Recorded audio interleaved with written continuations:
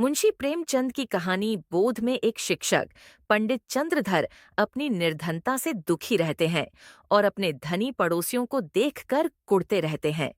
फिर एक बार वे अपने उन्हीं पड़ोसियों के साथ श्री अयोध्या जी की यात्रा पर जाते हैं। वहां ऐसा क्या होता है कि पंडित जी की सोच में परिवर्तन आ जाता है? आइए जानते हैं।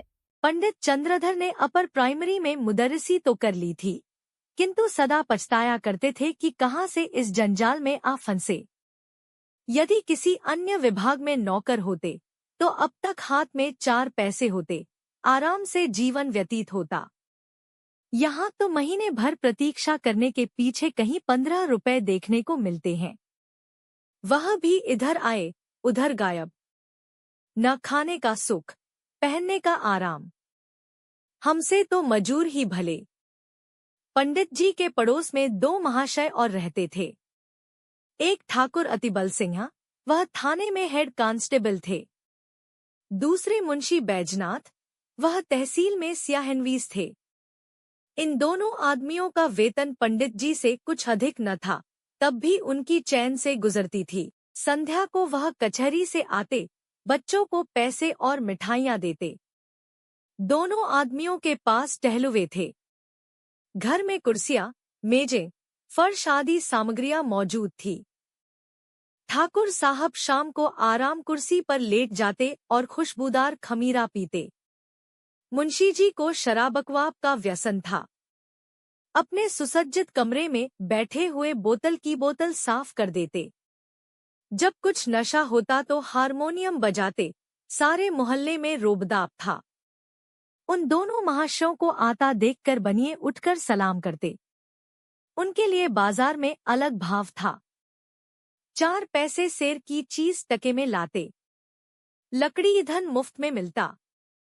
पंडित जी उनके इस ठाट बाट देखकर कुढ़ते और अपने भाग्य कोसते। वह लोग इतना भी न जानते थे कि पृथ्वी सूर्य का चक्कर लगाती है अथवा सूर्य पृथ्वी का। साधारण पहाड़ों का भी ज्ञान न था।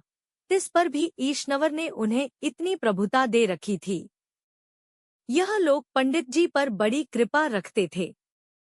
कभी सेर आध सेर दूध भेज देते और कभी थोड़ी सी तरकारियां, किंतु इनके बदले में पंडित जी को ठाकुर साहब के 2 और मुंशी जी के 3 लड़कों की निगरानी करनी पड़ती।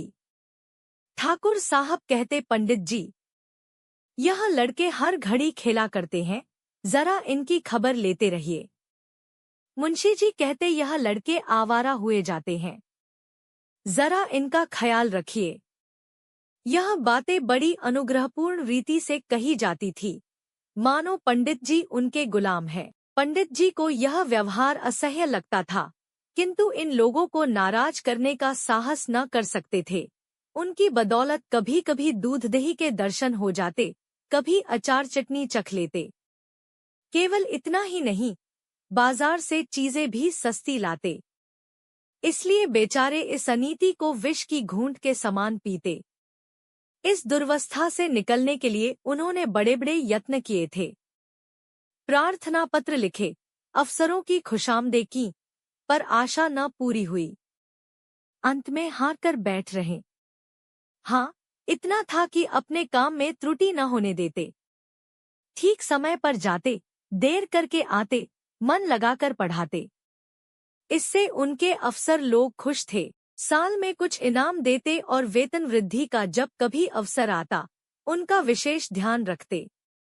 परंतु इस विभाग की वेतन वृद्धि ऊसर की खेती है, बड़े भाग्य से हाथ लगती है। बस्ती के लोग उनसे संतुष्ट थे। लड़कों की संख्या बढ़ गई थी और पाठशाला के लड़के तो उन पर जान देते थे। कोई उनके घर आकर पानी भर देता, कोई उनकी बकरी के लिए पत्ती तोड़ लाता। पंडित जी इसी को बहुत समझते थे।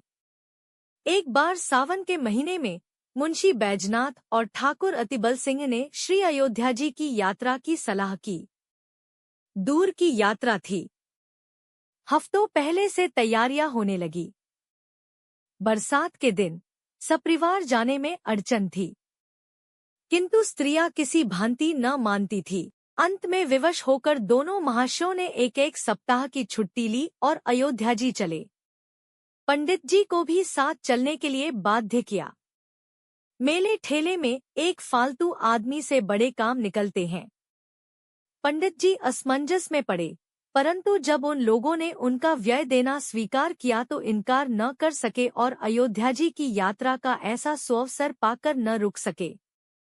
बिल्हौर से 1 बजे रात को गाड़ी छूटती थी। यह लोग खा पीकर स्टेशन पर आ बैठे।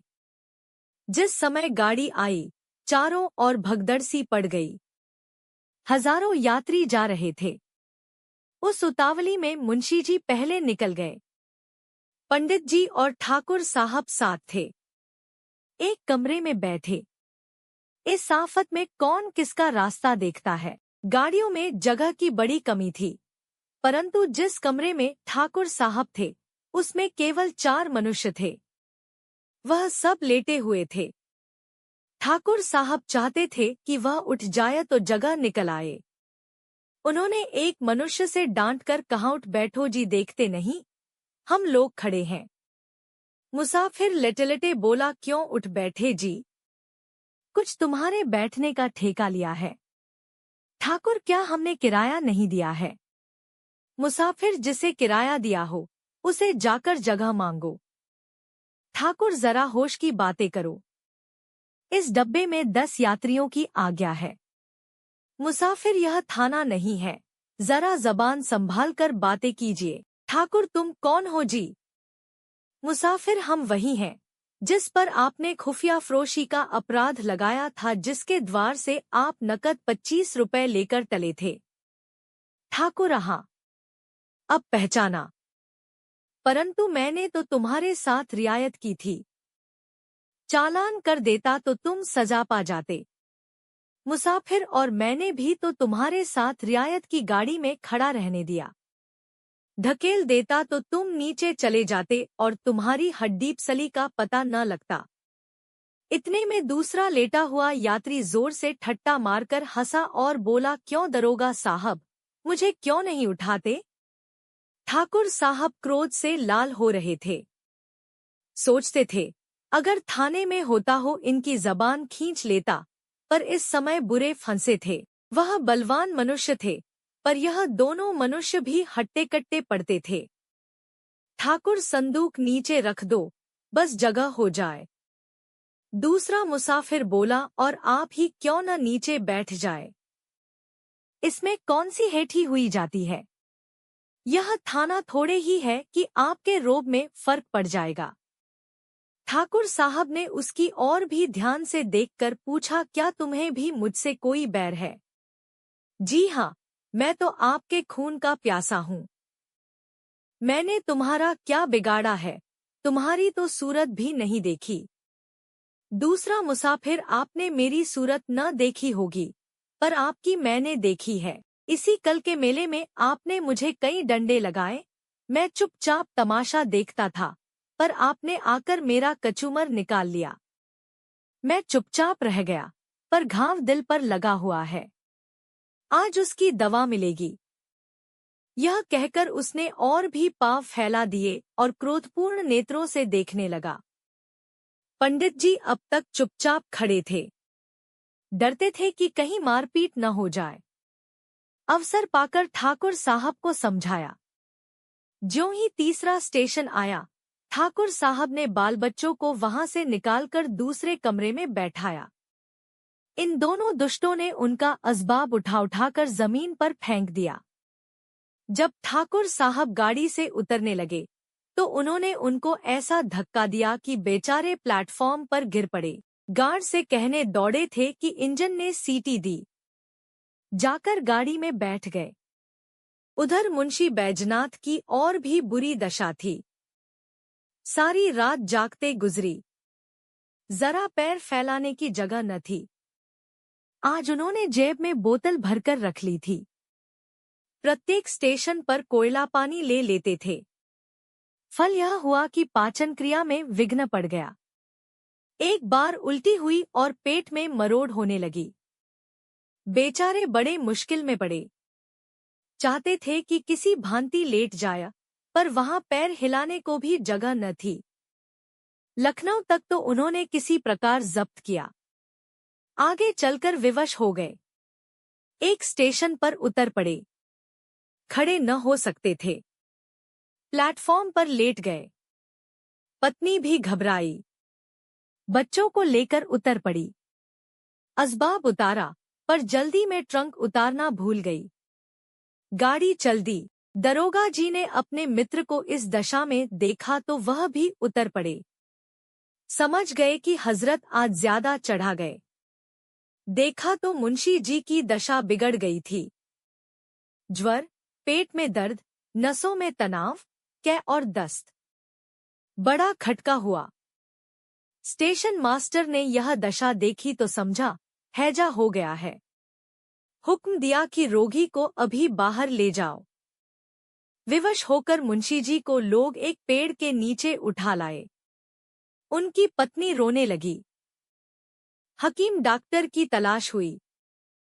पता लगा कि डिस्ट्रिक्ट बोर्ड की तरफ से वहां एक छोटा सा अस्पताल है। लोगों की जान में जान आई। किसी से यह भी मालूम हुआ कि डॉक्टर साहब बिल्हौर के रहने वाले हैं। ढांढस बंधा।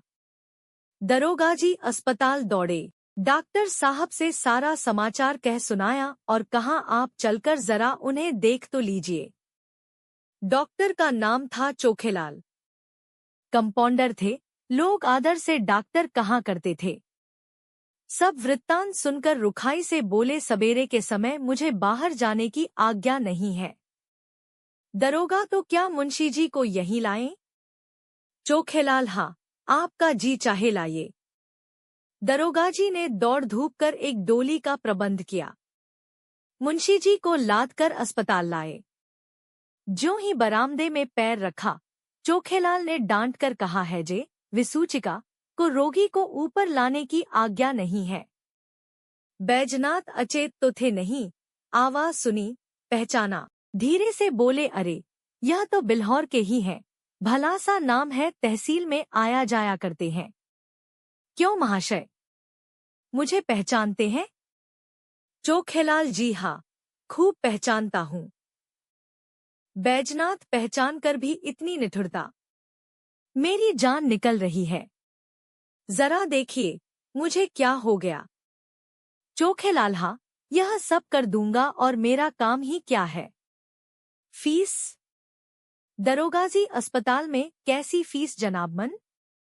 चोखेलाल वैसी ही जैसी इन मुंशी जी ने वसूल की थी जनाबमन। दरोगा आप क्या कहते हैं, मेरी समझ में नहीं आता। चोखेलाल मेरा घर बिल्हौर में है। वहां मेरी थोड़ी सी जमीन है। साल में 2 बार उसकी देखभाल के लिए जाना पड़ता है। जब तहसील में लगान दाखिल करने जाता हूँ तो मुंशी जी डांटकर अपना हक वसूल लेते हैं। न दूं तो शाम तक खड़ा रहना पड़े, स्याहा न हो। फिर जनाब, कभी गाड़ी नाव पर, कभी नाव गाड़ी पर। मेरी फीस 10 रुपए निकालिए। देखो, दवा दूं, नहीं तो अपनी राह लीजिए। दारोगा 10 रुपए। चोखेलाल जी हाँ, और यहाँ ठहरना चाहें तो 10 रुपए रोज। दरोगा जी विवश हो गए। बैजनाथ की स्त्री से 10 रुपए मांगे। तब उसे अपने बक्स की याद आई। छाती पीट ली। दरोगा जी के पास भी अधिक रुपए नहीं थे। किसी तरह 10 रुपए निकालकर चोखेलाल को दिए। उन्होंने दवा दी। दिन भर कुछ फायदा न हुआ। रात को दशा संभली। दूसरे दिन फिर दवा की आवश्यकता हुई। मुंशियाइन का एक गहना जो 20 रुपए से कम का न था, बाजार में बेचा गया। तब काम चला। चोखेलाल को दिल में खूब गालियां दी। श्री अयोध्या जी में पहुंचकर स्थान की खोज हुई। पंडों के घर जगह न थी। घर घर में आदमी भरे हुए थे। सारी बस्ती छान मारी, पर कहीं ठिकाना न मिला। अंत में यह निश्चय हुआ कि किसी पेड़ के नीचे डेरा जमाना चाहिए। किंतु जिस पेड़ के नीचे जाते थे वहीं यात्री मिलते। सिवाय खुले मैदान में रहने के और कोई उपाय न था। एक स्वच्छ स्थान देखकर बिस्तरे बिछाए और लेटे। इतने में बादल घिर आए। बूंदें घिरने लगीं, बिजली चमकने लगी। गरज से कान के पर्दे फटे जाते थे। लड़के रोते थे, स्त्रियों के कलेजे कांप रहे थे। अब यहाँ ठहरना दुस्सह था, पर जाए कहाँ। अकस्मात एक मनुष्य नदी की तरफ से लालटेन लिए आता दिखाई दिया। वह निकट पहुंचा तो पंडितजी ने उसे देखा। आकृति कुछ पहचानी हुई मालूम हुई, किंतु यह विचार न आया कि कहाँ देखा है। पास जाकर बोले, क्यों भाई साहब, यहाँ यात्रियों के रहने की जगह न मिलेगी? वह मनुष्य रुक गया। पंडित जी की ओर ध्यान से देखकर बोला, आप पंडित चंद्रधर तो नहीं है? पंडित प्रसन्न होकर बोले, जी हाँ। आप मुझे कैसे जानते हैं?